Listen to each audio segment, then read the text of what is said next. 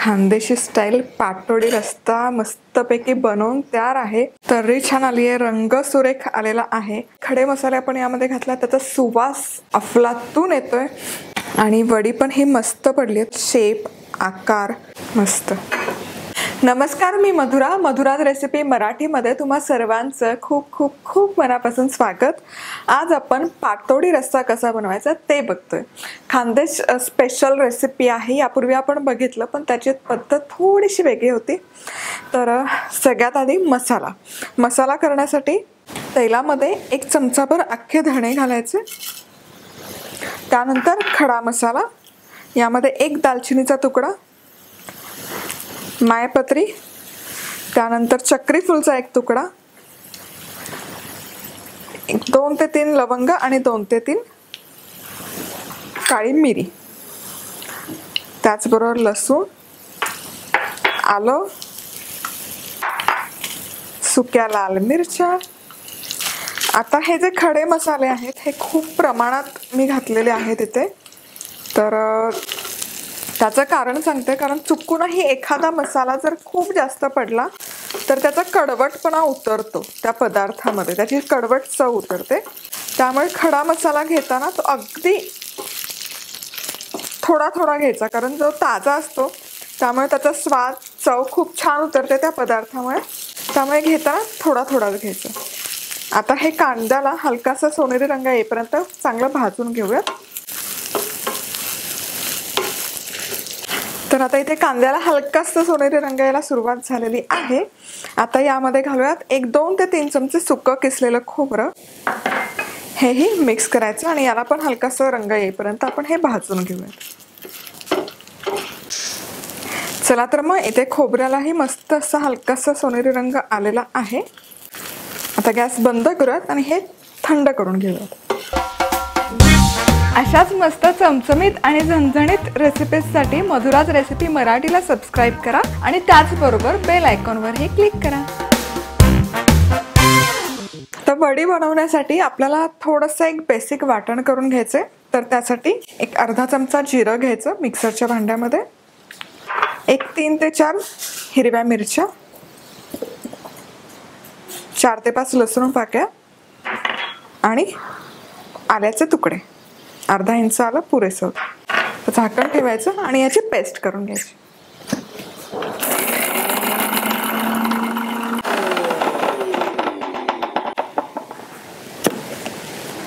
Perfect. आणि ही आपली paste बनवून तयार आहे, जी पाटोडीमध्ये आपण घालतो। आता हे जे आपण मसाला परतून घेतला होता तो मसाला थंड झालेला आहे। आता हा मिक्सरमध्ये वाटून घ्यायचा आहे। तर यामध्ये थोडीशी कोथिंबीर घालते मी बारीक चिरलेली। पाण्याचा कमीत कमी वापर करून वाटायचं, आधी मी पाणी नाही घालत।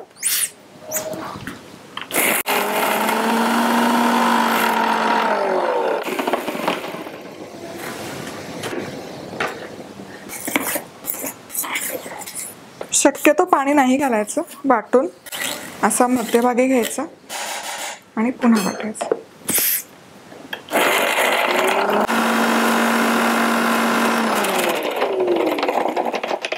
चला तर मग हे छानपैकी असं व्यवस्थित बारीक दळून झालेलं आहे, वाटून झालेलं आहे।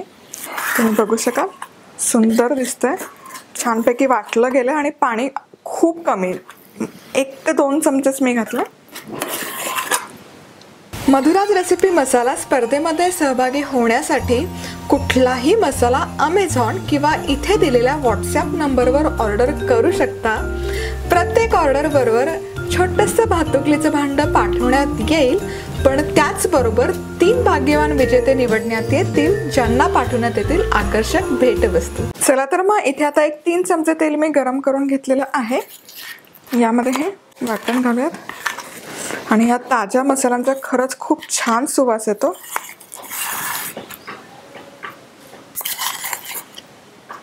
आता हा मसाला तेलामध्ये मिक्स करून घ्यायचा आणि 4 ते 5 मिनिट तेलामध्ये छान फ्राय करून घेऊयात।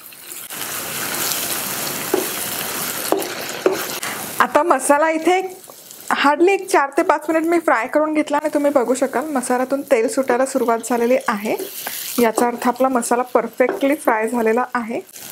आता यामध्ये पाणी घालायचं. आता कुठलीही तर्रीची ग्रेव्हीची भाजी करताना मी नेहमी सांगत असते की गरम पाणी घालायचं. त्यामुळे काय होतं, त्याचा जो तवंग असतो तुम्ही बघू शकाल, तवंग असा उठून वर येतो. मस्त. त्यामध्ये मीठ घालूयात चवीपुरतं आणि मस्तपैकी एक 4 ते 5 मिनिट ही भाजी उकळून घ्यायची. हा कट किंवा तर्री रस्सा उकळून घ्यायचा. चला तर मग मस्तपैकी एक 4 ते 5 मिनिट हा रस्सा मी उकळून घेतलेला आहे आणि तुम्ही बघू शकाल तर्री छान आली आहे, रंग सुरेख आलेला आहे आणि टेक्स्चरही जबरदस्त आला आणि ताज्या मसाल्यांचा सुवास मस्त येतो. हा हा. वाटण बनवून झाल्यावर तव्यामध्ये एक चमचाभर तेल गरम करून घेतलेला आहे. हा ठेचा तेलामध्ये घालून परतून घ्यायचा 1 मिनिटभर, म्हणजे मग लसूण आणि आल्याचा जो कच्चा स्मेल आहे तो निघून जातो. मस्त असे खमंग फोडणी बसते या वाटणाची. 1 मिनिटभर हे परतून झालं की यामध्ये हळद घालायची. आधी हळद घालायची नाही, नाहीतर मग ती करपू शकते तेलामध्ये, त्यामुळे हळद नंतर घालायची. आता यामध्ये पाणी घालायचं. 1 कप बेसन घेतेय तर 1.5 कप आपण इथे पाणी घेतोय. मीठ घालायचं चवीपुरतं आणि याला छान उकळी काढून घ्यायची या पाण्याला.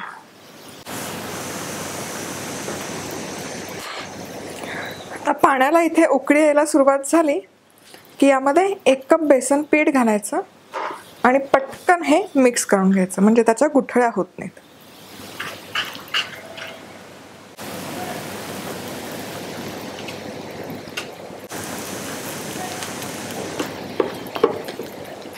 आणि बेसन घातल्यानंतर छान असं मी हे एक साधारण 5 ते 7 मिनिट शिजवून घेतलंय. छान असा गोळा होईपर्यंत एकजीव करून घ्यायचं, शिजवून घ्यायचं. आता याच्या आपण वड्या करून घेऊयात. तर हे पीठ गोळा झालेला एका प्लेटवर काढून घ्यायचं आणि हे पांगवून घ्यायचं, स्प्रेड करून घ्यायचं. खाली थोडंसं तेल लावलेलं आहे मी डिशला. कांद्याची पाटवडी थोडीशी मोठी असते, पातळ नसतात यावर. हवं तर यावर तुम्ही खोबरं लावू शकता, कोथिंबीर पेरू शकता, पण मी काही नाही करत आहे. हे असंच सुंदर दिसतंय. आता हे थोडंसं थंड करून घेऊयात, मग याच्या वड्या करूयात. चला तर बघ, इथे वडी बऱ्यापैकी थंड झालेली आहे. आता याचे वड्या पाडून घेऊयात. तर तुम्हाला हवं तसं तुम्ही करू शकता. तुम्हाला डायमंड शेप हवा, डायमंड ठेवू शकता. चौकोनी हवे असतील तर चौकोनी ठेवू शकता. मी शक्यतो चौकोनी ठेवते, म्हणजे तो बाईट, पनीरसारखा बाईट खायला सोपं जातं. अजून गरम आहे त्यामुळे थोडंसं चिकट आहे. हे पूर्ण थंड झालेलं नाही आहे मिश्रण.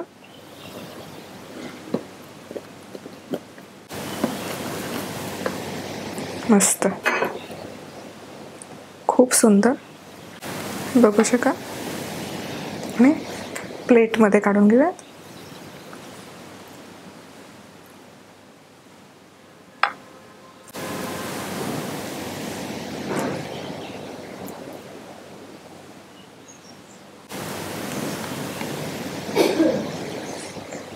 थोडीशी बारीक चिरलेली कोथिंबीर आणि आता आपण रस्सा घेऊया.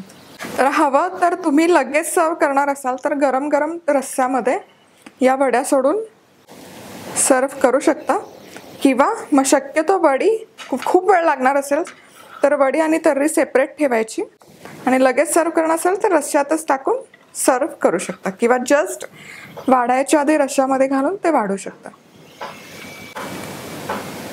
मस्त. आणि आपला खानदेशी स्टाईल पाटोडी रस्ता मस्तपैकी बनवून तयार आहे. जबरदस्त दिसतोय. ताजे ताजे खडे मसाले आपण यामध्ये घातला, त्याचा सुवास अफलातून येतोय. आणि वडी पण ही मस्त पडली आहे, तुम्ही बघू शकाल. शेप, आकार अजूनही गरम आहे त्यामुळे थोडीशी मऊ वाटते, पण ते जसं वेळ जाईल तसतशी ते सुकते. नक्की बनवून बघा आणि सबस्क्राईब केलं नसेल तर जरूर सबस्क्राईब करा. पुन्हा भेटूयात अशाच एका मस्त रेसिपी बरोबर. तोवर मस्त राहा, खुश राहा, आनंदी राहा आणि सगळ्यात महत्त्वाचं खात राहा.